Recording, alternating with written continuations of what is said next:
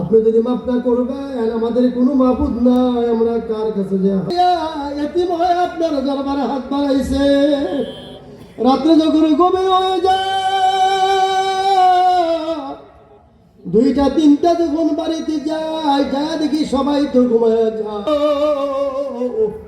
এখনো কি ঘুমান না? ডাক দে বলে, বাবা রে,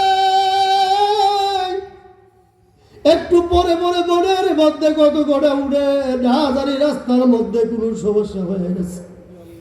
যতক্ষণ ওই মা জানি কার কবরে ডুবে গেছে,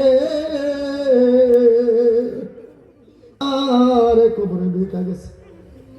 কার আব্বা আম্মার কবরে জানি দাও দাও করে জাহান্নামের আগুন জ্বলতেছে। আল্লাহ, তুমি যদি এত